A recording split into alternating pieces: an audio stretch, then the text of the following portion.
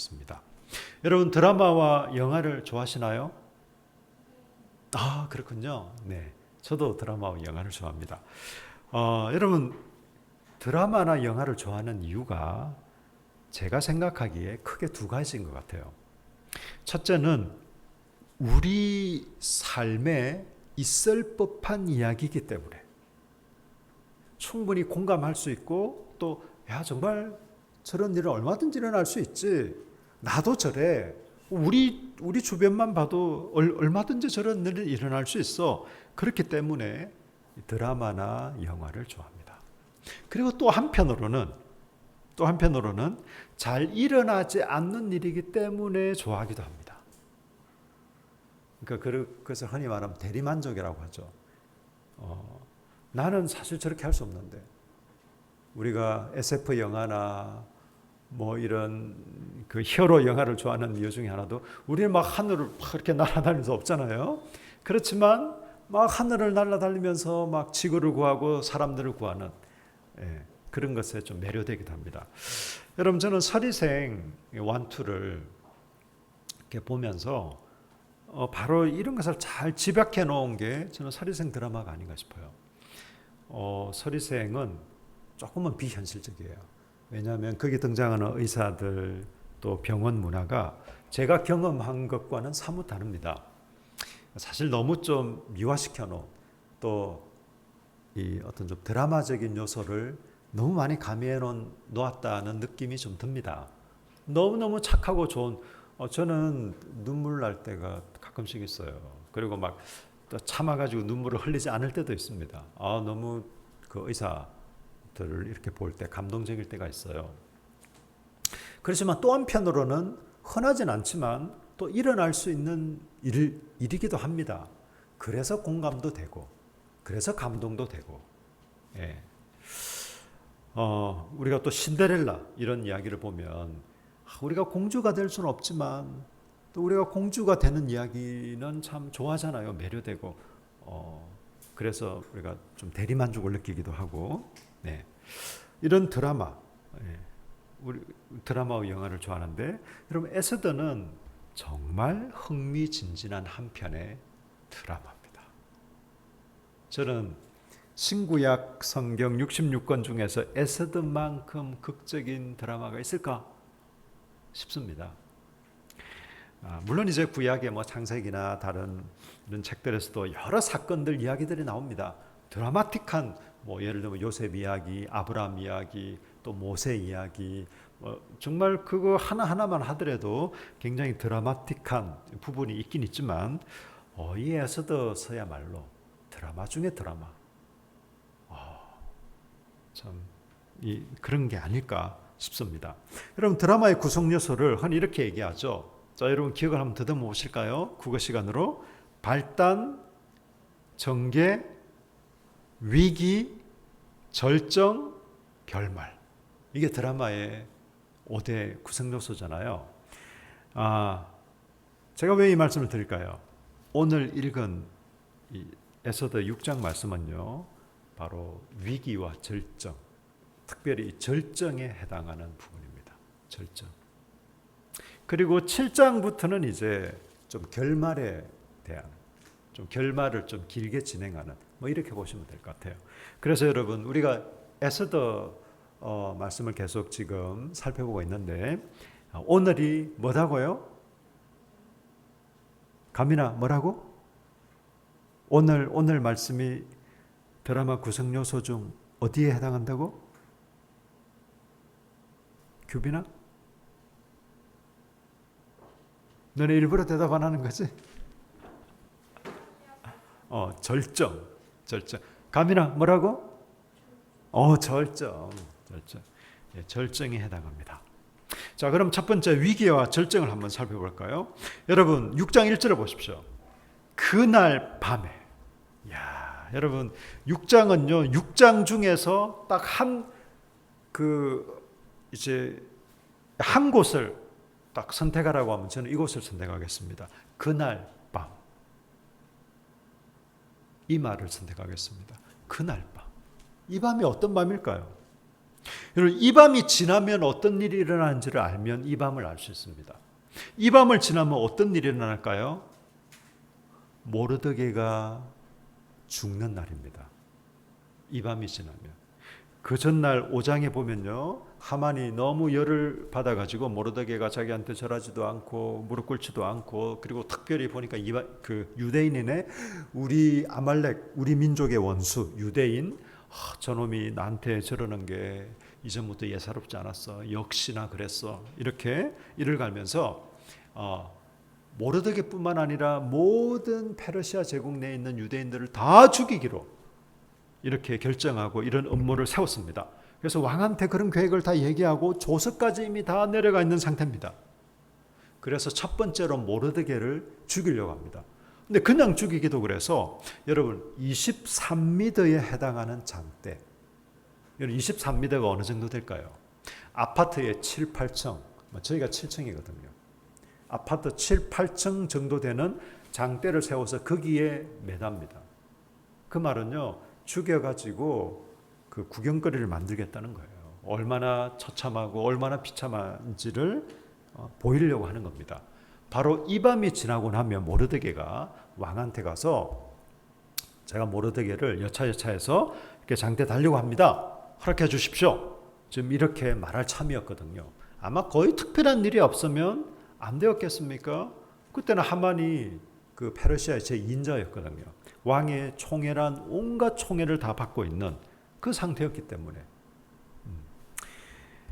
그래서 이 밤이 지나면 이제 모르드게는 죽게 되는 장대에, 23m 장대에 매달려서 아주 처참하고 비참하고 수치스러운 죽음을 당하게 되는 그런 상황이었습니다.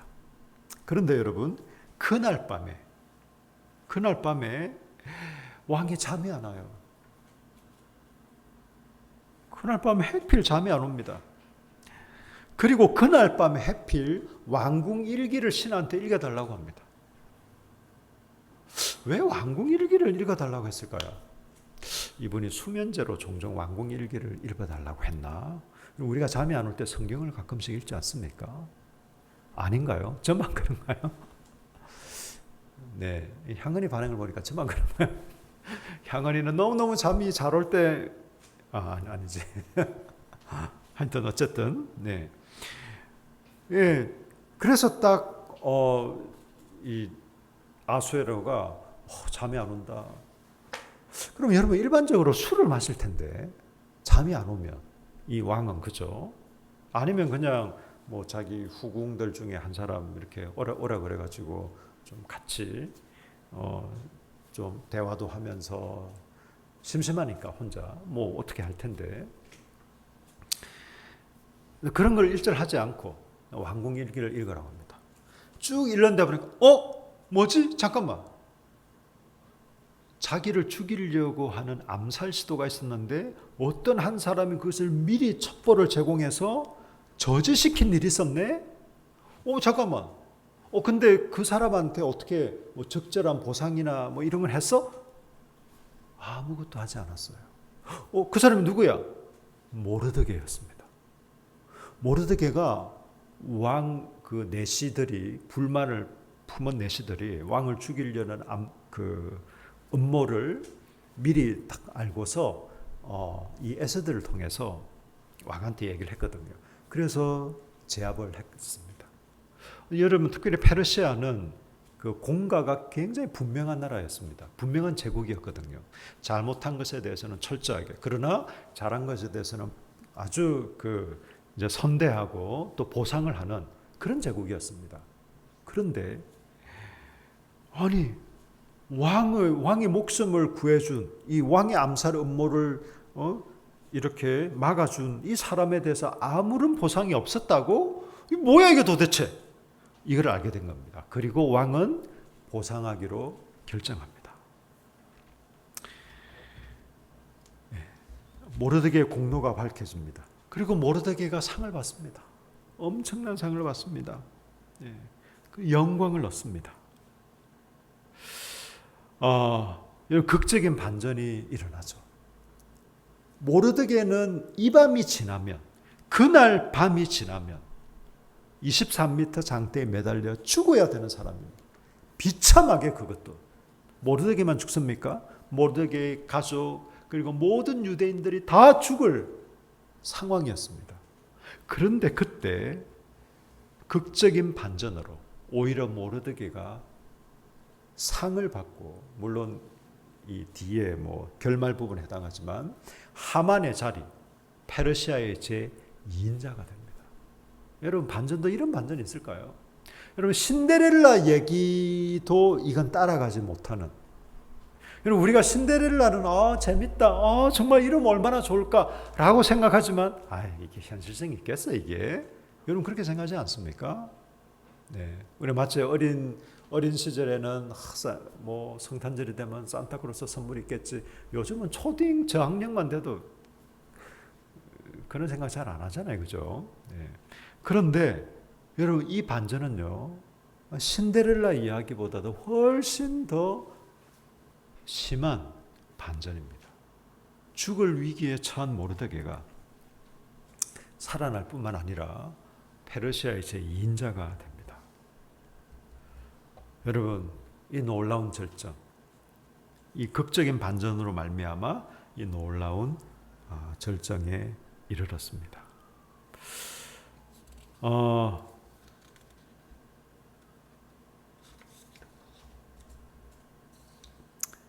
여러분, 저는 두 번째로, 그렇다면 이건 어떻게 가능할까? 여러분, 에스더에서는요, 굉장히 많이 등장하는 게 있습니다. 그게 뭘까요? 우연입니다, 우연. 우연이 아주 많이 등장합니다. 근데 사실은 우연을 가장한 필연이죠. 대표적인 것이 그날 밤에 왜 왕이 잠이 오지 않았을까요? 핵필이면 그날 밤에. 그리고 여러분, 그날 밤에 왜 왕의 일기를 읽으라고 했을까요? 그 재미없는 왕의 일기를. 여러분, 이것도 참 우연입니다. 여러분, 그리고 왕이 모르드게 상을 내리려고 딱 생각하고 아침에 신하를 찾았습니다. 보통 신하들은 왕궁을 보면 바깥뜰이 있고 안뜰이 있습니다. 이 안뜰은 절대 누구든지 들어올 수 없습니다. 왕이 오라고 하지 않는 이상. 에스더 왕후도 함부로 갈 수 없습니다. 왕의 안뜰은. 그래서 신하들은 항상 왕의 바깥뜰에 대기하고 있습니다. 대기하고 있다가 왕이 부르면 또 이렇게 회의를 소집하면 그때 나가거든요. 여러분, 여기 보십시오. 4절을 보십시오. 4절. 왕이 이르되 누가 뜰에 있느냐. 이때 바깥뜰을 얘기하는 겁니다. 누가 뜰에 있느냐 하매 마침 하만이 자기가 세운 나무에 모르드게 달기를 왕께 구하고자 하여 왕궁 바깥뜰에 이른지라. 마침 그때 하만이 딱 도착한 바로 그때입니다. 하만이 미리 와 있는 것도 아니고, 하만이 지금 오고 있는 중도 아니고, 하만이 마침 왕이 누가 지금 뜰에 신하 없어? 이렇게 찾고 있는 바로 그때 마침 딱 와 있었습니다. 여러분 이 성경에는 마침이라고 되어 있지만요, 여러분 이게 정말 우연일까요? 에스더에서는요, 우연이 너무 많이 등장해요. 그런데 여러분, 이것은 이 에스더를 기록한 저자가 우연처럼 보이게 한 거죠. 우연을 가장한 겁니다. 그렇지만 사실 우연은 아닙니다. 그리스도 안에서 우연은 사실 없습니다. 마침 하만이 서 있었습니다. 그래서 왕이 뭐라고 합니까? 왕이 내가 좀 존귀하게 하려고 하는 사람이 있다. 그럼 어떻게 하면 좋겠느냐? 그러니까 하만은 이제 그게 자기인 줄 알고, 자기를 존귀하게 하는 줄 알고, 왕이 입으시는 옷을 입히고 왕이 타는 말을 타게 하고, 그리고 온 성중 거리를 탁 다니면서 옆에서 이 사람은 왕이 존귀케 하기를 원하는 사람입니다. 이 사람 왕이 존귀케 하기를 원하는 사람입니다. 막 계속해서 외치게 하는 게 어떻겠습니까? 이렇게 딱 얘기를 하는 거예요. 왜냐하면 자기가 그런 줄 알고. 일단 이 하만이 그렇게 착각할 수 있는 충분한 근거가 있습니다. 사실 누구라도 그렇게 생각했을 거예요. 왜냐하면 자기가 페르시아의 제2인자고 왕의 총애를 받고 있고, 그리고 왕후마저도 잔치를 벌였는데 왕과 자기만 초대해서 잔치를 벌이고 있네. 이 정도 되니까요, 이 하만은 그렇게 생각하는 게 그건 지나친 비약이 아니라 너무 자연스러운 거예요. 그렇게 생각 안 하는 게 오히려 더 이상한 겁니다. 이야, 왕이 정말 나를 생각하는 마음이 크다는 건 알았으나 이 정도일 줄은, 너무 감격하고 감사하는 마음이었겠죠. 또 기대하는 마음이었겠죠. 그렇게 딱 의기양양하게 또 기대하는 마음으로 얘기를 했는데, 이 아수르의 왕은 너무나 충격적인 말을 합니다.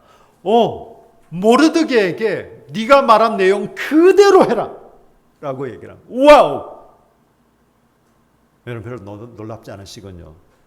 자기 일 아니라고, 그죠? 네.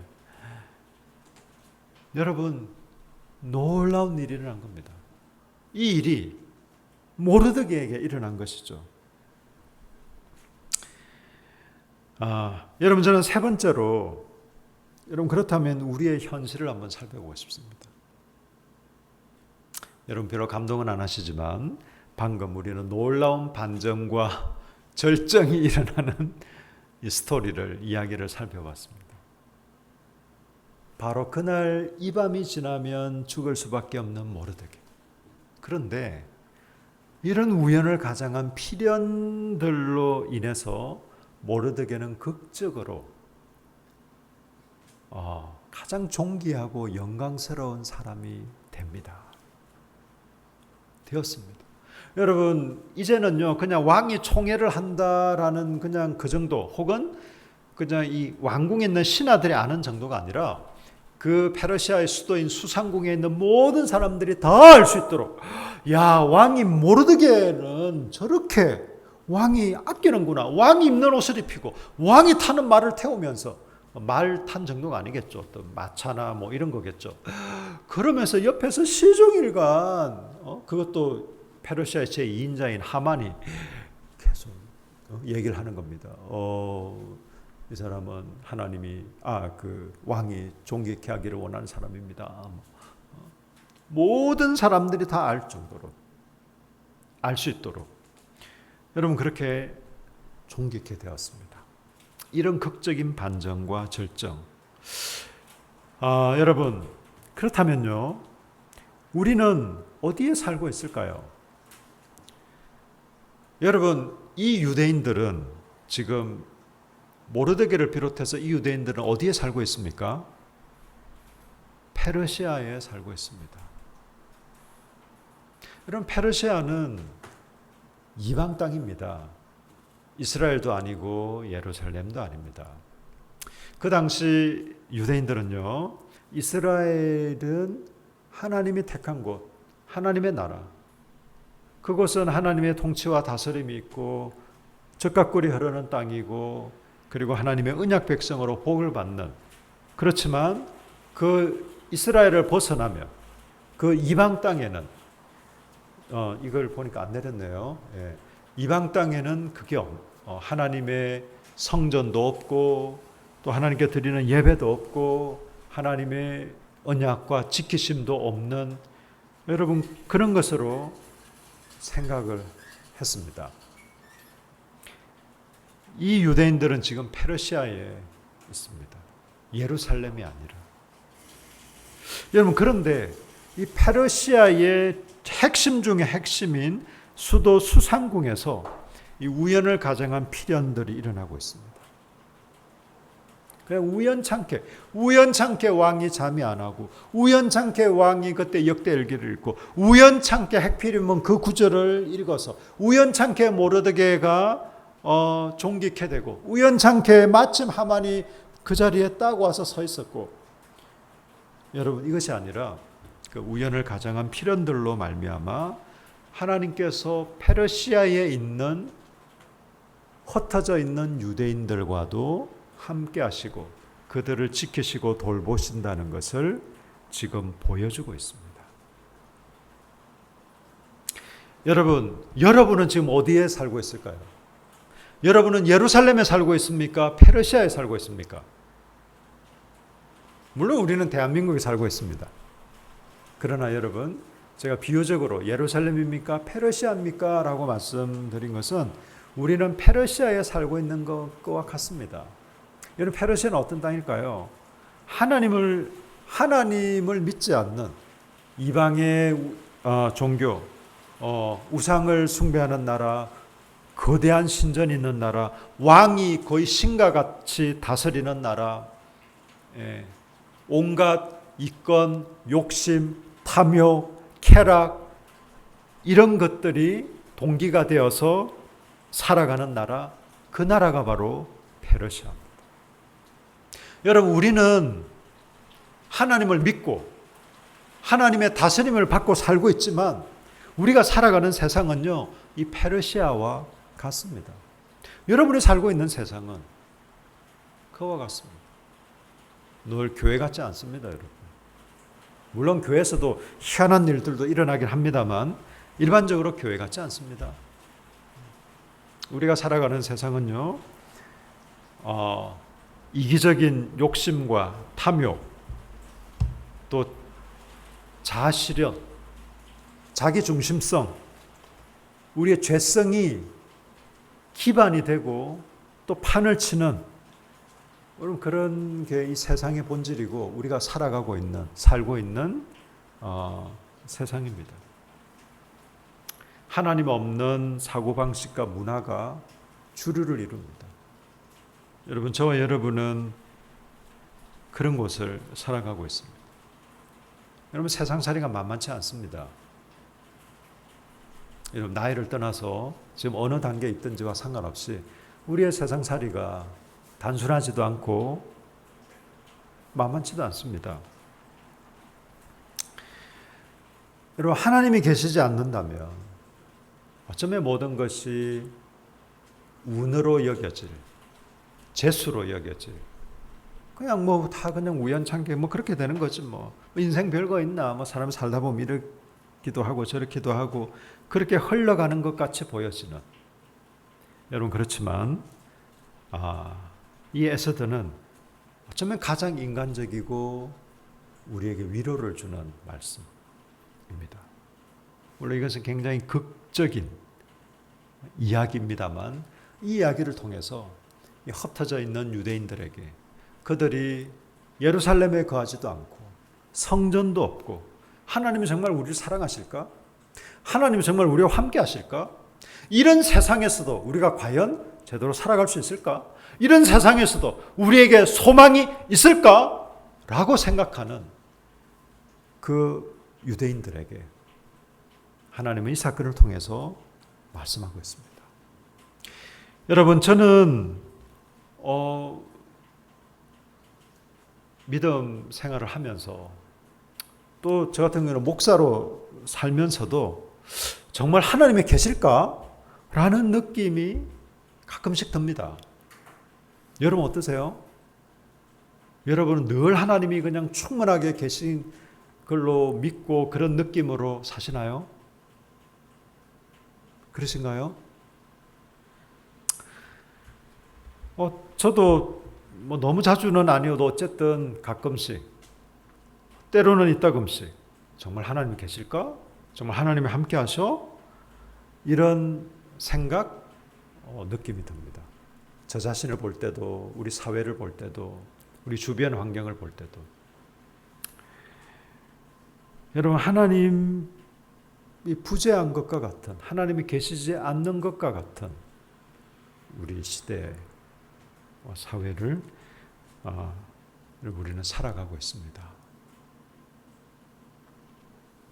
우리가 기대한 대로 다 이루어지지도 않고, 우리가 바라는 대로 다 되지도 않고, 나는 분명히 믿음으로 산다고 살았는데도 그게 현실적인 보상으로 잘 들어오지 않을 때도 많고, 여러분, 예수님 잘 믿는다고 병이 안 걸리는 것도 아니고,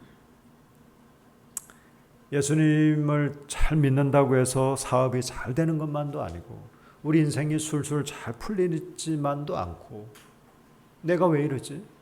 우리는 왜 이럴까? 이런 의문들, 이런 생각들이 종종 들기도 하고, 이런 세상에서 하나님 말씀 순종하고 하나님을 인정하는 것보다 다른 그냥 세상의 방식, 편법, 그냥 세상의 통용이 훨씬 더 위력을 발휘하는 것 같은, 여러분, 어쩌면 이런 게 우리 세상살이요 인생이지 않을까라는 생각마저 듭니다. 여러분, 그런데 하나님께서 개입하십니다. 이런 세상살이 속에 사실 이렇게 보입니다. 그게 눈에 보이는 게 맞습니다. 그렇지만 하나님은 눈에 보이지 않게 무대 뒤에서 역사하고 계십니다. 우리를 붙들고 계십니다. 그리고 개입하십니다. 여러분, 에스더서와 같은 사건은 더 이상 없습니다. 왜냐하면 우리가 지금 왕정 시대도 아니고 어떤 왕이 다스리는 시대도 아니고, 그래서 여러분, 이런 극적인 일이 나에게도 일어났으면 하는 바람은 아무런 의미가 없습니다. 소용이 없습니다. 그렇다면 나의 삶에는, 나의 실존에는 하나님의 이런 놀라운 개입과 역사는 없는가? 여러분, 그렇지 않습니다. 우리 한 사람 한 사람은요, 하나님의 우리가 아들과 딸이라면, 우리가 사생아가 아니라 우리가 정말 하나님의 자녀라면 하나님은 우리 한 사람 한 사람과 또 우리 공동체와 관계하십니다. 그리고 개입하시고 이끌어 가십니다. 저는 그걸 분명히 믿고 확신합니다. 여러분, 기억하십시오. 우리 한 사람 한 사람과 하나님은 관계하시고 우리 한 사람 한 사람의 삶과 인생에 개입하십니다. 그래서 우리는 개인 간증을 얼마든지 할 수 있습니다. 그걸 마치 그냥 일반화시켜서 할 수는 없어도, 여러분, 우리가 하나님과 인격적인 관계를 맺고 있다라는 것은요, 우리가 하나님과 이런 특별한 스토리가 있다는 거예요. 무슨 극적인 죽었다 살아나고 막 꼭 그런 것만이 여러분 스토리가 아닙니다. 여러분, 저는 소소한 일상의 스토리들이 많아요. 소소한 일상의 스토리가 진짜죠. 물론 극적인 것도 다 포함되지만, 소소한 일상이 없고 극적인 것만 있다? 그런 신앙생활 행복할까요? 그냥 막 심각한 병에 걸려서 죽었다 살아나고, 끔찍한 사고를 당했는데 죽었다 살아나고, 그런 일을 겪어야만 하나님이 나와 함께 하시고 내 삶에 개입하신다. 우리가 그런 걸 통해서만 하나님을 경험하려면 우리 인생 정말 굉장히 다이나믹할지 몰라도 굉장히 피곤한 인생을 살아야 될 겁니다. 그냥 소소한 일상, 평범한 일상, 그러나 그 속에 하나님이 함께 하심을 느끼고 누리고, 그리고 우리 인생에 소소해 보이고 일상적으로 보일지언정 여러분, 그냥 무료하고 평범한 건 없습니다. 저와 여러분이 하나님과 관계를 맺고 있다면 말이죠. 여러분, 기억하십시오. 하나님은 한 사람 한 사람 여러분의 삶과 여러분 개인에 개입하시고 간섭하십니다. 뿐만 아니라 우리 공동체의 삶에도, 우리 공동체도 하나님이 간섭하시고 개입하십니다. 그리고 우리를 이끄십니다. 여러분, 우리는 신앙생활을 너무 개인적으로 보는 경향이 있어요. 내가 예수를 믿으니까, 내가 구원받고 내가 하나님의 자녀니까. 맞습니다. 틀리지 않아요. 그러나 그것으로 끝나지 않습니다. 하나님을 아버지로 고백하는 우리 공동체 가족들이 이제 한 공동체, 한 가족을 이루어 하나님을 섬기며 나아가는 겁니다. 하나님의 인도가 여기에도 분명히 있습니다. 저는요, 자기 개인만 마치 그냥 교회는 주일 예배 와서 참석하고 나 하나님 눈도장 찍었습니다 딱 하고 그냥 이 공동체성이 없다면, 여러분, 그것은 50% 아니 50%라고 얘기할 수도 없는, 어쩌면 본질을 놓치고 있는, 우리 개인 한 사람 한 사람이 예수 그리스도를 구주로 영접하고 고백하는, 또 하나님의 자녀됨을 믿고 누리는, 이게 기초입니다. 중요합니다. 뿐만 아니라 우리가 한 공동체로서 하나님의 간섭과 개입과 이끄심을 받는 그런 면에서도 굉장히 중요하고 의미가 있습니다. 여러분, 흥미진진하지 않습니까? 여러분의 삶이 흥미진진하지 않을까요? 하나님 이렇게 개입하십니다. 그날 밤을 기억하십시오. 하나님이 이렇게 개입하신다니까요. 하나님이 모르드게만 사랑하지 않아요. 이 당시 페르시아에 있는 유대인들만 사랑한 게 아닙니다. 21세기 대한민국 사회를 살아가고 있는 저와 여러분도 우리가 하나님의 자녀일진데 사랑하십니다. 말로만 사랑하시거나 느낌으로만 사랑하지 않는답니다. 우리 하나님은 구체적이고 실제적으로 사랑하고 돌보십니다. 여러분, 우리 인생이 얼마나 흥미진진할까요? 저는 기대됩니다. 제 개인도 기대되고, 우리 여러분 한 분 한 분도 기대되고, 우리 함께하는 교회도 기대가 됩니다.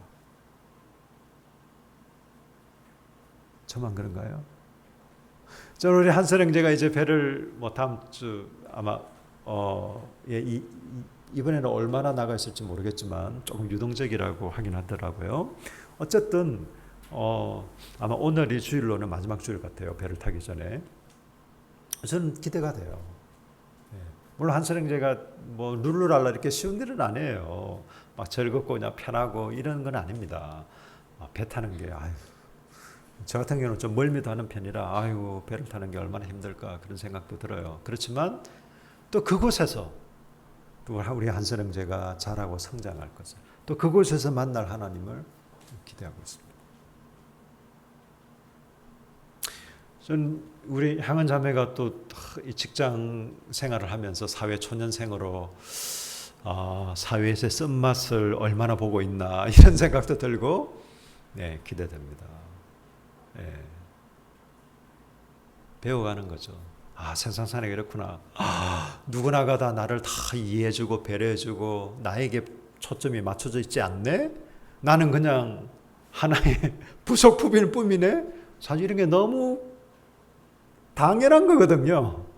그게 당연해서 당연한 건 아니에요. 그렇지만 여러분, 세상을 살아보면 그게 당연할 때가 많아요. 그런 속에서 하나님을 더 알아가고, 우리 또 교회 가족들이 얼마나 소중한지를 또 느끼고, 하여튼 기대됩니다. 우리 주일학생 청소년들 이렇게 자라가면서 또 기대가 됩니다. 이 아이들의 미래를 생각합니다. 기대가 됩니다. 여러분, 참 흥미진진하지 않습니까? 우리 잠깐 오늘 말씀을 기억하면서 여러분 잠깐 기도했습니다.